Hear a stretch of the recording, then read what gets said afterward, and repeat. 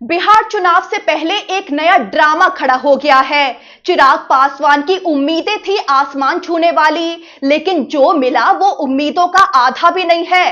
दरअसल खबर है कि बीजेपी वाले गठबंधन एनडीए ने सीट शेयरिंग का फॉर्मूला सेट कर दिया है। कौन कितनी सीटों पर लड़ेगा ये फैसला कर लिया गया है, लेकिन इसके साथ ही बिहार की राजनीति में सवाल खड़े हो गए कि क्या अब चिराग पासवान इस फैसले को मानेंगे या बगावत करने वाले हैं। क्या दोबारा से इतिहास दोहराने वाला है?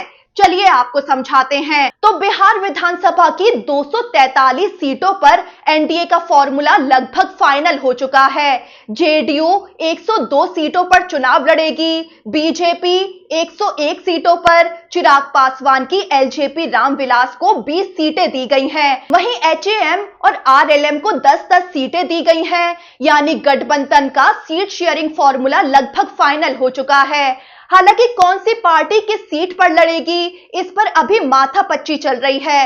हो सकता है कि जेडीयू और बीजेपी के बीच 1 से 2 सीटें इधर उधर हो जाएं, तो आधिकारिक ऐलान अभी होना बाकी है।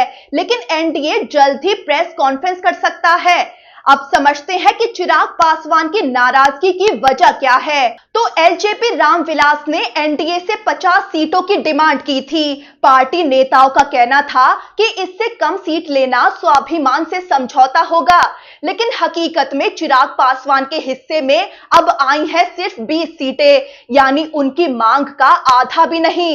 अब सियासी गलियारों में चर्चा है, क्या चिराग पासवान इसे मान लेंगे या 2020 की तरह फिर बगावत का बिगुल बजा देंगे।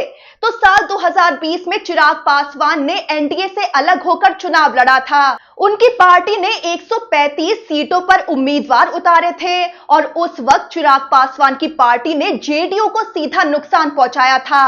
एलजेपी-आर ने जेडीयू के खिलाफ उम्मीदवार खड़े किए थे और नतीजा ये हुआ कि जेडीयू की सीटें घटकर 43 पर सिमट गई थी। अब सवाल यही खड़े हो रहे हैं कि क्या इस बार भी चिराग पासवान वही खेल दोहराएंगे। एनडीए से बगावत करके क्या फिर से उसे चुनौती देंगे। चिराग पासवान के सीएम नीतीश कुमार के साथ खट्टे मीठे रिश्ते रहे हैं। कुछ दिनों पहले तक वो राज्य की कानून व्यवस्था को लेकर भी उन्हें घेर चुके हैं। वहीं आपको बता दें कि कुछ महीने पहले आरा में एक रैली में चिराग पासवान ने चुनावी बिगुल फूंका था।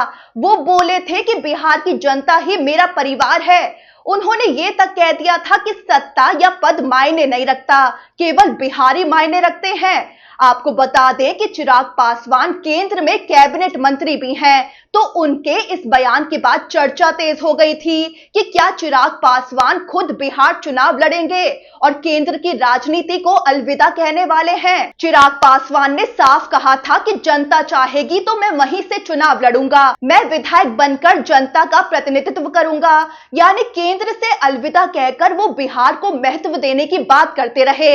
यहां तक कि चिराग पासवान ने तो ये भी ऐलान किया था कि वो 243 सीटों पर यानी सभी सीटों पर चुनाव लड़ने को तैयार हैं। चिराग पासवान के जीजा और जमुई से सांसद अरुण भारती ने भी ये कहा था कि चिराग पासवान को बिहार की राजनीति में बड़ी भूमिका निभानी चाहिए। उन्होंने यहां तक कहा था कि चिराग पासवान को खुद आरक्षित सीट से नहीं बल्कि सामान्य सीट से चुनाव लड़ना चाहिए। पार्टी की बिहार कार्यकारिणी ने भी मांग की थी कि चिराग विधानसभा चुनाव लड़े। वहीं इस बीच प्रशांत किशोर ने चिराग पासवान को सलाह भी दी थी। प्रशांत किशोर ने चिराग पासवान को अपना मित्र बताते हुए कहा कि अगर उन्हें बिहार की राजनीति में सीरियस होना है तो उन्हें मोदी कैबिनेट छोड़कर पूरी तरह राज्य की राजनीति में आना होगा। अब समझते हैं एनडीए के अंदर का गणित और समझौता। तो 2020 के मुकाबले इस बार जेडीयू को 13 सीटों की कटौती झेलनी पड़ी। बीजेपी को 9 सीटें भी कम हुई हैं और ये सीटें बांटी गई हैं एलजेपी रामविलास, एचएएम और आरएलएम में। दरअसल 2020 में एनडीए में सिर्फ 4 पार्टियां थी, लेकिन इस बार 5 पार्टियों का गठबंधन है।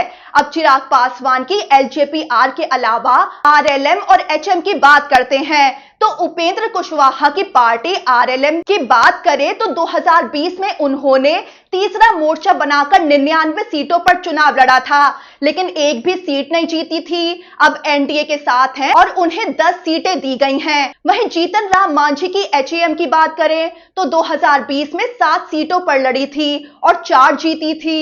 इस बार एनडीए ने उन्हें 10 सीटें दी हैं। तो एनडीए ने सीट शेयरिंग का फॉर्मूला तो फाइनल कर दिया है, लेकिन कहानी यहीं खत्म नहीं होती। क्या एनडीए का ये फॉर्मूला काम करेगा या फिर चिराग पासवान बगावत करके इतिहास दोहराएंगे?